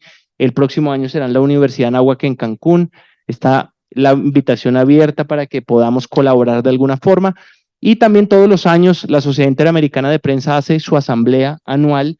La hace un año en Estados Unidos y un año en Latinoamérica. Este año es en la Ciudad de México, su edición 79, en un mes, donde también hay espacios justamente de diálogo sobre la universidad, los medios, la libertad de prensa, y son espacios que están a su disposición. Así que por nuestra parte, completa apertura para trabajar. En mi caso, creo que un poco recogiendo también lo que ya se ha manifestado, si tendría que resumirse en una palabra, a mí me pareciera que tenemos que ampliar fronteras. Ese ampliar de fronteras implica conocernos más, como ya se mencionaba, saber que acá hay muchísimas potencialidades, hay muchas redes en distintos campos, en distintas formas de acción, hay muchas maneras. A la interna de ALER en estos 51 años ha ido interactuando con diferentes formas de trabajar en red, desde la red centralizada, desde la red de pescador, desde la red coyuntural, en fin, una cantidad de formas de hacer red. Y entonces tenemos que aprovecharnos esas potencialidades que incluso cada organización pueda tener, ¿no? Aprovecharnos en el mejor sentido del término. Y eso implica, espero que como resultado también de esto sea cómo se elabora ese mapa, digamos, de organizaciones y de redes que hay acá, para que lo activemos, porque no se trata de juntarnos por juntar, se trata de ver cómo nos juntamos en determinado espacio y con determinado objetivo, aquello que llaman las redes coyunturales. Entonces, ¿qué eso nos permite? En ALER, por ejemplo, hace poco estamos bastante bien involucrados en lo que significa el tema climático, del cambio climático y el trabajo en la Panamazonía, no solamente entre los que hacemos parte de la red de ALER, de sus emisoras, de sus coordinadoras, de sus centros de producción, sino como también hacemos asocio y trabajamos articuladamente con las organizaciones sociales, con los pueblos y comunidades en el propio territorio. Eso implica un tejido mayor, implica un mayor esfuerzo, pero también los resultados seguramente serán mucho más provechosos. Entender, y como han dicho ustedes, ¿no es cierto?, eso de reducir las redes sociales a lo digital es desde luego un asunto que tenemos que trabajarlo, porque la red, y a mí me gusta una expresión o la definición que Capra hizo de las redes, ¿no? Que la red es una estructura común a cualquier vida. Donde quiera que vemos vida, vemos redes. Eso. Muchas gracias. Coincido plenamente, Hugo. Sí, y parafraseando a otro autor que me gusta mucho, recordar no es un ejercicio de memoria. Recordar es un ejercicio creativo. Sí, en mi oficina siempre tengo una foto que hice una gigantografía para no olvidarme que hay otros tiempos mejores que hubo y que tienen que volver a ver. En la misma foto están tomados en las manos así hacia el centro, está Evo, está Néstor, está Correa, está Lula y está Chávez. No fue hace tanto. Esa foto no tiene 100 años, esa foto es cercana, ¿sí? Y hago memoria con algo que tiene que ver con la UAC de América Latina, y que me lo anoté. Entre los años 79 y 85, la UAC de América Latina colaboraba en la edición de la revista Comunicación América Latina, producida por la UNDA América Latina. Y en esa época aproximadamente funcionó Digo, este quizás sea un dato que las generaciones nuevas no conozcan o quizás ya nos hayamos olvidado. Funcionó lo que se llamó el Grupo de los Ocho, cuya composición estaba dada por CIESPAL, ALER, OSIC América Latina, UCLAP, UNDA América Latina, FELAP y ALAIC, una alianza regional que habla no solo de comunicación en red, sino de una clave y de una clara voluntad política de pensar alianzas fuertes en la región por una comunicación plural, diversa y democrática.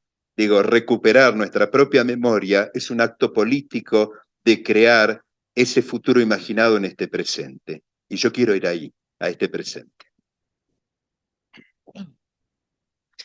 Esta mesa no requiere un minuto argentino, requiere como 5 minutos argentinos. Ese fue un comentario que me hizo después de escucharte, Carlos. Me dice, el minuto en Argentina vale de otra manera, puede serle. Ahora vamos a no, vamos Tranquilo, somos dos. Son dos, pero él parece que vino de otro planeta porque no aplicó el minuto. No, pero son los míos también. Vamos a comprobar cuánto es un minuto andaluz.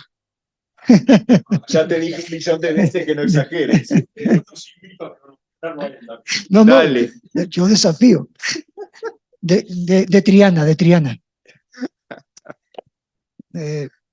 A ver, hay un argentino, un pensador argentino que me gusta mucho, Alberto Buela, que construyó su tesis sobre los disensos. Es decir, y está claro, no solamente es el ego. El ego en la academia se da como en todos los ámbitos porque uno quiere ser el profe más guapo y más guapa para sus estudiantes. Y en el momento en que sabe que el profe de al lado tiene más éxito que tú, ya al otro hay que despeinarlo como sea, ¿ya? O sea, hay que fastidiarle. Si alguien publicó el paper en un Q1, pues o yo publico en el Q1 o voy a decir, y si yo no lo consigo publicar, pues diré que eso que publicó es una M, un miércoles, ¿no? El ego sí, pero el problema es que somos seres construidos para el disenso, porque sin el disenso ni somos diversos, ni somos capaces de construir para cooperar. Entonces, el disenso es lo natural en la sociedad. Ahora, por eso, para armar una red,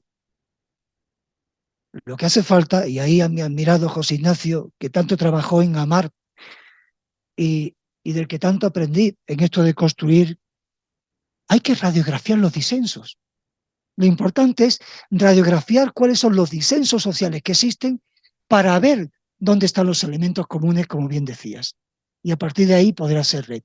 Ahora bien, quienes hemos estado trabajando en la construcción de redes, sabemos que esto implica un esfuerzo, una generosidad inmensa, que necesitan catalizadores como CIESPAL. Este centro es un catalizador de inquietudes, de redes y de activismo que la Gisela, en ese apriete diario, como decía, ella está pariendo todo el día. Joder, está pariendo aquí todo el día ideas, propuestas, activismo en medio de todas las dificultades.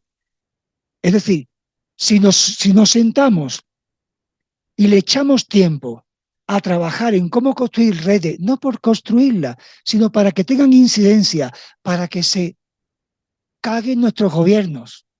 Hay que escucharlo. Porque yo, que cuando dirigía la red, le decía a mis asociadas, 100 radio asociadas, o tenemos impacto político, o a mí no se me abre la puerta del presidente de gobierno.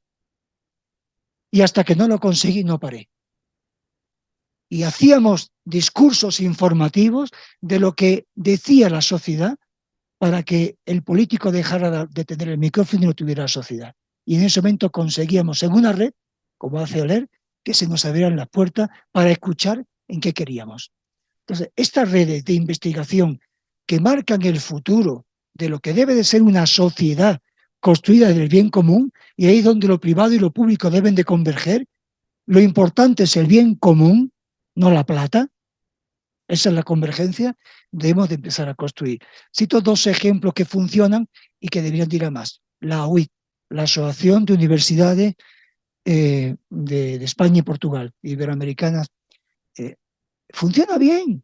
Yo recibo todos los años a investigadoras e investigadores que vienen a mi universidad, que les presto en mi modesto despacho allí un lugar para que estemos durante 3 meses conspirando o 4 meses conspirando. Y funciona porque luego mantenemos esta sinergia. Y hay estas cosas. La Unión Europea, que se nos está desmontando, como todo, ha creado redes de investigadores, financia muchos proyectos de investigación muy bien pagados, que inciden en las políticas públicas de la Unión Europea. Ahí había que aprender, ahí había que incidir para que los gobiernos, y perdonen que utilice la expresión, los gobiernos de la Via Yala, empiecen a crear fondos compatibles para las redes de investigación de la Via Yala. Sin eso, la voluntad de firmar papeles y de un estatuto está bien, pero a partir de ahí hay que conseguir, porque investigar cuesta dinero, pensar cuesta dinero, generar otra vez las ágoras de pensamiento cuesta dinero. Y la sociedad que no invierte en pensar, como el Lemmings, va camino del barranco. ¿Cuánto ha sido? Bien, gané. Muchas gracias. Manuel me ha pedido un minuto, Menos de un minuto. menos de un minuto para un comentario adicional y luego damos paso a una o dos preguntas del público concretas para alguno de los panelistas o generales para dar respuesta. Se me olvidó mencionar algo que es importante en la construcción de las redes y las relaciones académicas. El concepto en inglés se llama visiting scholars, los académicos visitantes que mencionaste también en la relación España-Portugal.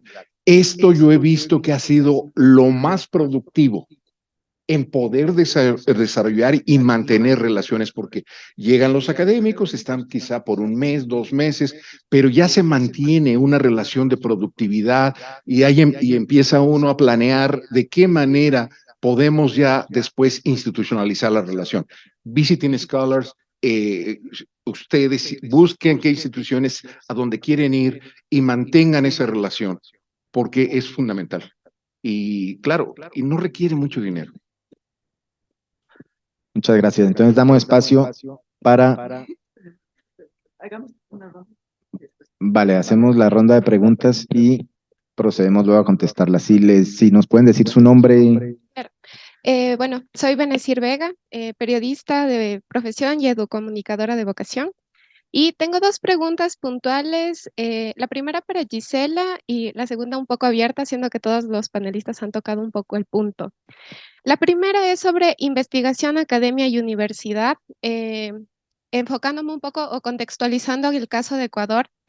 Me llama mucho la atención porque siento que desde las facultades de comunicación social se ha perdido la criticidad dentro de la comunicación y se está planteando más una educación tecnificada. Un ejemplo que yo considero muy grave de esto es, por ejemplo, la eliminación de la carrera de educomunicación de la Facultad de Comunicación Social, que el anterior semestre fue el último periodo de la carrera de educomunicación y se elimina por completo de la malla y se sustituye únicamente con organizacional y periodismo, lo cual considero que es una falla, porque ¿dónde más conseguimos esos espacios de formación que justo como Gisela mencionaba, costó tanto pelearlos para que se pueda concebir una educomunicación, una comunicación transformadora para los jóvenes y que se elimina completamente desde la academia? Y que viene jalando también la proposición del publicar y de las acreditaciones, siendo que, compartiendo el ejemplo de Colombia, una de 30 universidades, si no me equivoco, solamente pública, ingresa a la red. Y aquí en Ecuador pasa absolutamente lo mismo, porque desde la universidad pública, la misma universidad no alcanza los niveles de acreditación. Entonces, ¿cómo los estudiantes podemos alcanzar esos niveles que la academia nos propone para alcanzar niveles de investigación profunda? La primera. Y la segunda tiene netamente que ver con las proposiciones de agenda de comunicación que siguen siendo occidentalizadas, como lo habíamos mencionado. O sea, no se alcanza a bajar el conocimiento o lo que se pretende alcanzar desde la Via Yala. Siguen siendo conocimientos o proposiciones muy occidentalizados y no solamente vienen como del contenido o de las ideas, sino que esto refuerza el determinismo geográfico, el determinismo social y el determinismo económico, que influye directamente en este determinismo informativo que atravesamos desde la región. Entonces, ¿cómo podemos informar desde la región, siendo que estamos occidentalizados completamente en este aspecto? Gracias. Muchas gracias por tus preguntas. La siguiente, por favor.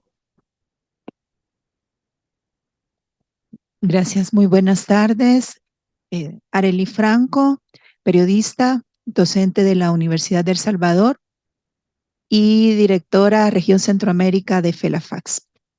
Gracias por este esfuerzo y para cualquiera de los panelistas que quiera responder, con base a lo que dijeron de que incluso hay espacios que no se conocen, ¿cómo podría entonces hacerse una especie de directorio o un mapeo que sirva para no duplicar esfuerzos de este tipo, y que realmente creo que solo al estar unidos es como podremos marcar la diferencia en cuanto a aspectos que se ven, que afectan a la comunicación y al desarrollo de la misma, y para que no pasen cosas como la que planteó mi antecesora.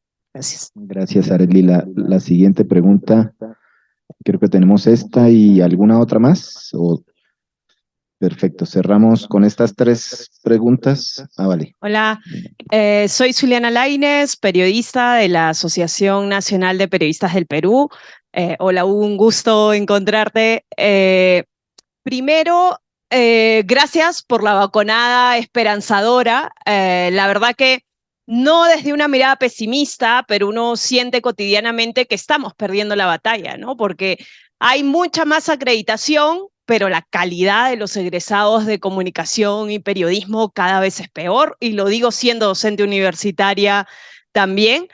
Tenemos esfuerzos en varias perspectivas y se está haciendo mucha investigación en la universidad, sí, pero el contrarrelato no está sobre la mesa, entonces nos ganan la batalla con el relato. Tenemos mucha gente top publicando en revistas indexadas, pero en la línea de lo que decía Gisela, todo el mundo sabe en el mundo académico de que han invertido mucho dinero para publicar en las revistas que han publicado, y por eso están en posiciones top, y se pierde hasta el respeto en el marco de la investigación en el sector. Entonces, mi pregunta era muy puntual, ¿no? O sea, ¿cómo hacer para que, así como los que estamos aquí nos llevamos como la mirada esperanzadora de sí, hay pensamiento crítico, se están haciendo cosas, pero cómo traducimos esto para el común de la gente, para la gente que está fuera del entorno universitario? Porque yo hablo con muchos colegas que tienen excelente trabajo de investigación y demás, y les decimos, y aquí para llevar la reflexión que hacía Manuel esta mañana, métete en las redes sociales virtuales, tienes un perfil en Twitter, ¿dónde estás poniendo tus investigaciones? Y te dicen, no, yo no tengo tiempo para esas cosas, ¿no? O sea, yo estoy haciendo investigación, pero ¿cómo llegamos? Porque la gente está ahí, ¿no? Y la gente está en esos espacios, y a veces parecería que no le estamos aportando al contrarrelato y que no se está generando producción de conocimiento también y de pensamiento crítico desde aquí. Es solo eso, pedir pistas en esa línea. Muchas gracias. Siguiente pregunta. Rapidita. ¿Qué desafío representa el avance que está teniendo el movimiento LGBTP para sus organizaciones? Gracias. Y quedan una pregunta más. Sí, buenas tardes. Mi nombre es Rubén Penayo, soy secretario general de la Sociedad de Comunicadores del Paraguay. Y no sé si es el soroche, pero me falta cierta claridad en relación al hilo de lo que se ha seguido en la mesa. Porque en algún momento hubo como una suerte de disputa en relación a los estándares de calidad de educación, de las acreditaciones, de los papers. Pero me parece que le ha faltado un aspecto vinculado al perfil de esa educación. ¿Cuáles son los estándares? ¿Cuál es la visión o modelo de sociedad a la cual se apunta, ¿verdad? Por un lado. Por otro lado, celebro la nueva versión de la comunicación para el desarrollo, o mejorada quizás, que es la comunicación para el buen vivir. que a mí me suena mucho a Bolivia, Evo Morales en compañía. Hoy Paraguay vive otra historia, ¿verdad? La del neoliberalismo y el control social total, ¿verdad? Y otro aspecto, si bien actualmente no me dedico a la docencia, lo que sí puedo apreciar de manera limitada, no tengo un estudio en este sentido, es que hoy se generan profesionales que saben apretar diversos tornillos, especialistas, pero no saben cómo funciona la máquina ni por qué funciona esa máquina de esa manera. Hace falta ver esa visión global de sociedad y hacia qué estamos apuntando y qué estamos reforzando cuando generamos cierto tipo de profesionales y qué estamos rebatiendo cuando generamos cierto tipo de profesionales. Desde mi perspectiva, hay una ética del neodarwinismo social, por un lado, y por otro lado el mecanicismo, ¿verdad? El mecanicismo, esto apretás acá, sale acá, ya sale, ya está, terminó todo. Eso es todo lo que tenés que hacer. Por eso es relevante para mí recuperar esa visión dentro de la academia. Quizás yo estoy hablando del desconocimiento, apenas de lo que puedo ver, ¿verdad? Pero se nota eso, así que yo hago como una suerte, como ustedes hablaron de obstáculos y desafíos, les pregunto si esos son desafíos actuales para la academia. Gracias. Muchas gracias. Y la última pregunta, le damos la palabra a Gisela a que haga la respuesta puntual. Gisela responderá la respuesta puntual y ya luego de manera general hay unas preguntas sobre el papel de la universidad, los retos de esa desconexión, etcétera. Gracias, soy Tachi Arriola, radialista feminista. Bueno, uso el micrófono para apoyar todo lo que dijo Gisela, una voz minoritaria en este panel, y también para celebrar las pullas, ¿no? a los pinchazos que hizo Manolo y la reacción de ustedes que me encantó, como un mea culpa a decir, mire, estamos aquí, pero realmente quisiéramos no estar porque nuestras compañeras no están, ¿cierto? Bueno, pero no es, mi pregunta va a una cuestión que para mí es fundamental. Se habla de la calidad educativa en las universidades. ¿Qué es la calidad educativa en las universidades? Ahora está FELAFAX y la otra organización académica. ¿Cómo? CLAEP. Entonces me pregunto, ¿qué es la calidad educativa? Porque para mí, ¿no? Como mujer, veo los resultados de la educación universitaria en comunicación que no son precisamente los que necesitamos, a mi modo de ver, en la sociedad. Hay muchas urgencias globales. Me voy a referir dos en femenino. Primero, ¿no? La perspectiva de género de las mujeres protagonistas, más de la mitad aquí en Ecuador y seguramente a nivel global, ¿no? Que sufren realmente los resultados de una comunicación patriarcal, ¿no? Y colonialista también, ¿sí?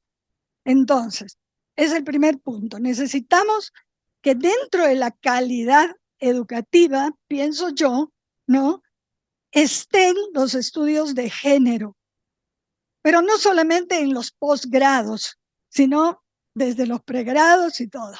Los comunicadores y las comunicadoras tienen que salir pensando, aceptando y promoviendo la diferencia, respetando las diferencias. Si hablo de las mujeres, hablo también de la comunidad LGTBIQ+, ¿sí? Es el primer, pienso yo, la primera propuesta, ahora que FELAFAX y seguramente van a sacar un comunicado desde Congreso, ¿no? Es una exigencia. Y la otra, también en femenino, tiene que ver con la naturaleza. Estamos contando los descuentos del planeta. El cambio climático es nuestra urgencia. Y en las facultades de comunicación no sé cuánto se hacen estudios ambientales. No como especialidad, sino como base en la calidad educativa. Entonces, nada más, además son propuestas y espero que se tomen ahora. Muchísimas gracias por las preguntas. Les voy a rogar entonces respuestas de 10 segundos argentinos. No sobrepasemos ese tiempo, ya estamos abusando un poco de la agenda. Le doy la palabra a Gisela para que haga respuesta puntual a la pregunta dirigida específicamente a ella y luego abro el espacio para dar respuesta al grupo de preguntas sobre calidad educativa, el papel de las universidades en los procesos de formación de comunicadores y la pregunta puntual de Alejandro sobre los colectivos LGBTI en nuestras organizaciones. Gracias, Santiago. Muy corto, porque además después estamos invitadas al mapping que va a haber, ya está preparado afuera del edificio, tenemos que salir y se verá el espectáculo de luces que hemos preparado para ustedes también. Educomunicación, es realmente crítico que se saque la educomunicación con apuestas y procesos que cambiaron la educación en el país. Ahí junto a ti está Alma Montoya, que es la creadora de la carrera de comunicación, que en ese tiempo se llamaba Comunicación para el Desarrollo, ¿no? En el 95, perdón, en el 95, y que creo que es fundamental para las carreras. Hay que ser más críticos, no podemos dejarnos solamente engañar con la tecnología, no tenemos que tener solo capacidades tecnológicas, hay que pensar desde ahí. Y si las universidades no lo hacen, tenemos que tener estos otros espacios para poder seguir trabajando en estos temas desde las cátedras, desde los talleres que se ofrecen aquí en CIESPAL y en todas estas organizaciones que estamos hoy aquí sentados también. Eso. Le cedo la palabra entonces para las respuestas sobre universidad, LGBTI. Ustedes que hablan en otro argentino. No voy a hablar en el supranivel académico, porque aquí hay responsables mayores. Los proyectos de SIGNIS se alimentan con los recursos que vienen de la Universidad de Latinoamérica, los comunicadores. Nosotros podemos dar cuenta de ese déficit de pensamiento crítico, pero la comunicación que ejercita SIGNIS ALC pasa por un curso de formación en donde aquello que la universidad no lo da, específicamente en los puntos que trabajamos todos, nosotros, quiero decir, lo agregamos. Es decir, que el pensamiento crítico que se ha debilitado y está ausente, nosotros lo sostenemos y tratamos modestamente en poder que esté presente en la mirada y en la dimensión comunicacional de lo que nosotros realizamos. Esta es la experiencia de lo que puede modestamente ofrecer SIGNIS ALC frente a ese déficit que hay, que proviene de alguna manera de la formación hoy de las escuelas de comunicación. Voy a tratar de unir rápidamente algo que mencionaron ustedes tres, sobre todo por el tema de los colectivos y por lo de la calidad académica.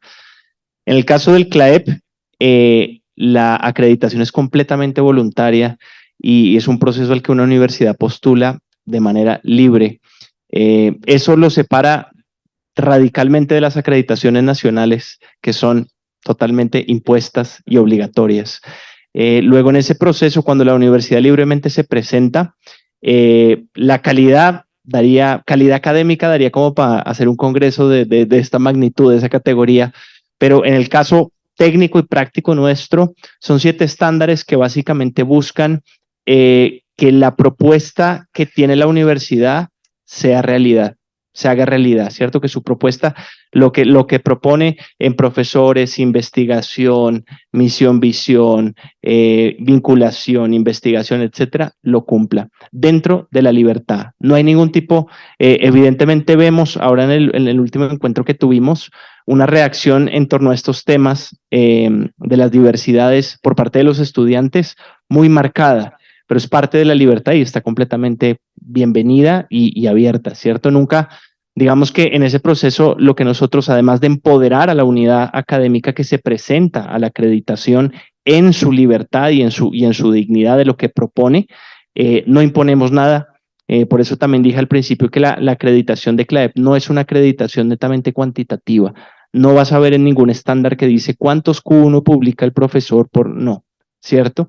Lo que dice es que, por ejemplo, en términos de investigación, que la universidad que garantice procesos de investigación dentro de su dimensión, ¿cierto? Y sus posibilidades.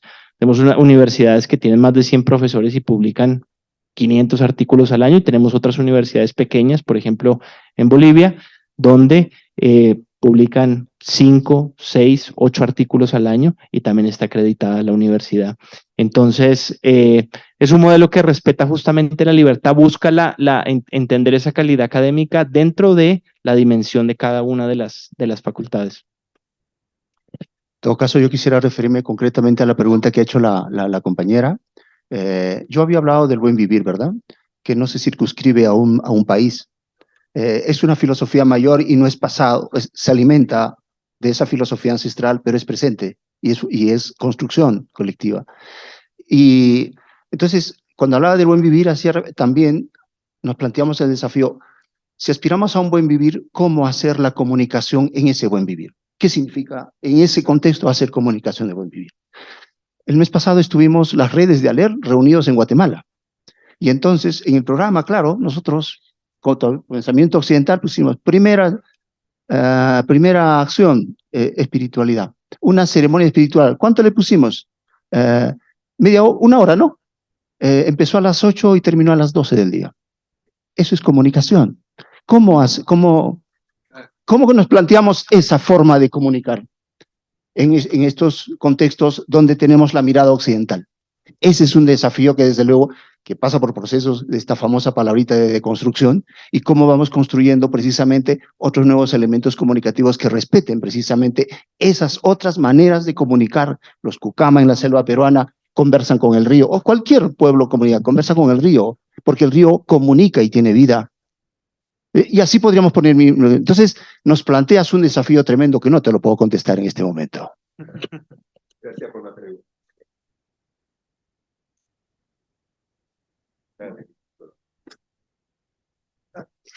Me encanta lo que has dicho.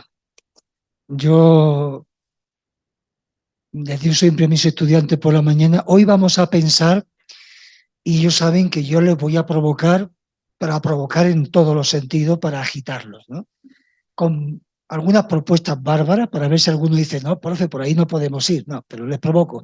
Hasta que un día, en la primera banca, le digo, hoy vamos a pensar, y la estudiante que tengo aplicada en primera fila me mira, 8 de la mañana, y me dice, profe, ¿otra vez pensar? Es decir, que te encuentras con que te empiezas a encontrar con unos estudiantes que tampoco vienen en la actitud, porque vienen de unos bachilleratos y vienen de una sociedad que está maleducando.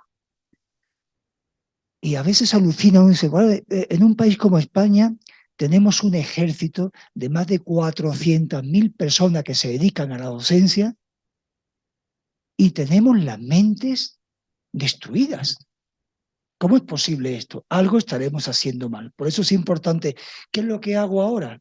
Pues esto. Cuando entro en clase no les digo vamos a pensar, les pregunto ¿qué pájaro viste esta mañana cuando te levantaste? ¿Qué escuchaste? ¿En qué estación estamos? En esta. ¿Y qué oíste de diferente?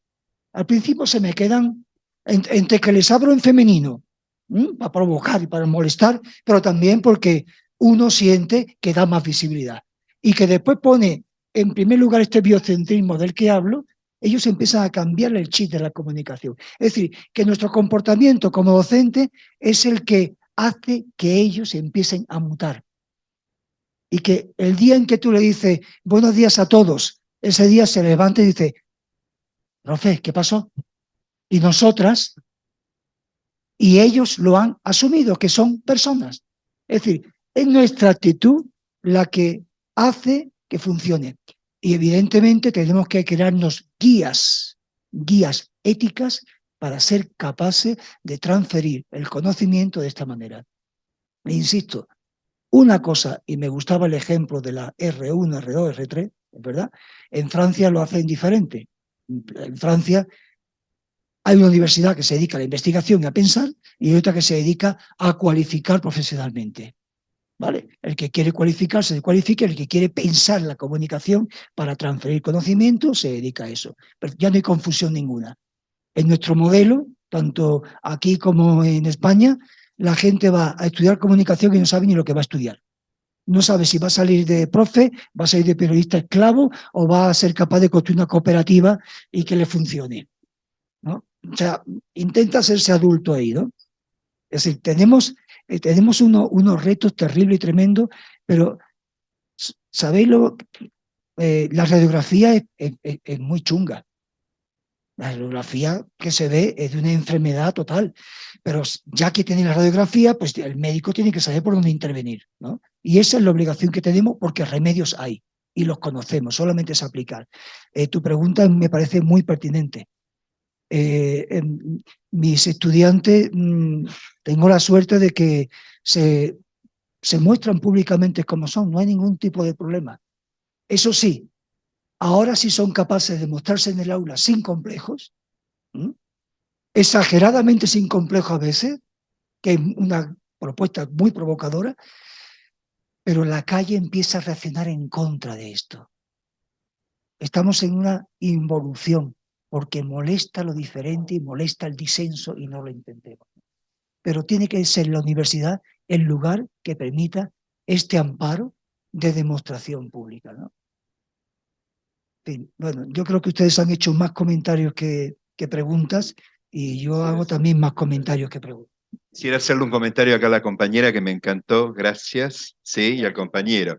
Digo, hay algo que mencionar de la UAC a nivel global. La UAC desde el 2005 hasta la fecha, cada 5 años lleva el monitoreo global de medios, que es la representación de las mujeres, tanto como aparecen en las noticias y también las mujeres que lo hacen. Es muy interesante cómo esta visibilidad así del monitoreo ayuda a repensarnos. La última vez fue más de 110 países, ¿no? Si no me equivoco.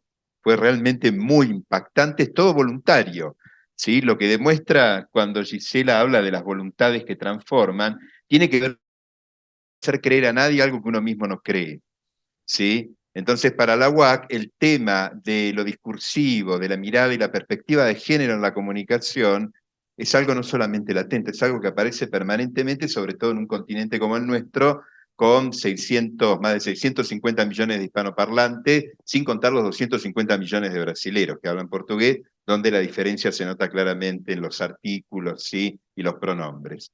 Entonces, la cuestión LGBTIQ+, o todas las representatividades que están en esta no binaria, para la UAC también es un desafío dentro de un ambiente de espiritualidades donde las miradas también son muy distantes a veces o terriblemente cercanas, lo dice un ministro ordenado que ha tenido concelebraciones de matrimonios igualitarios en Argentina, con las críticas de su propia comunidad y a veces con el apoyo de la comunidad, según qué lesbianas y según qué gays se casaban, ¿sí? Pero tiene que ver más que nada con eso. Entonces este es nuestro desafío, y el ocultar esto, el ocultar los lugares donde jugamos la palabra, lo que decía Gisela, donde decimos la palabra. Yo anotaba la cantidad de veces que César Bolaño, y lo digo como ex miembro del Partido Comunista en Argentino, dijo la palabra marxista.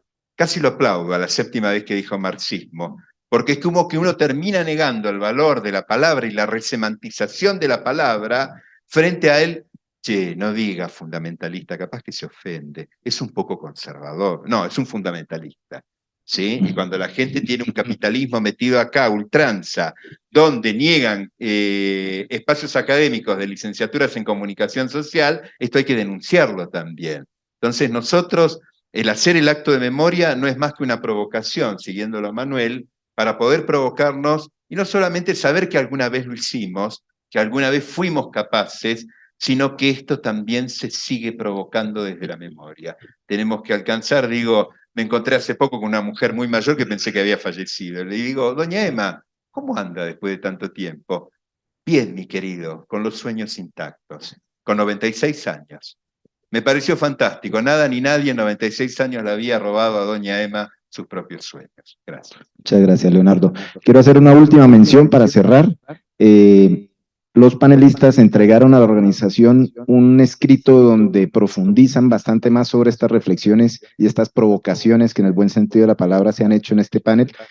Los invito a consultar las memorias en su momento para que profundicen, insisto, más en lo que aquí hemos hablado. Y segundo, la organización va a entregar ahora unos certificados a nuestros panelistas, para quienes pido un aplauso fuerte de agradecimiento.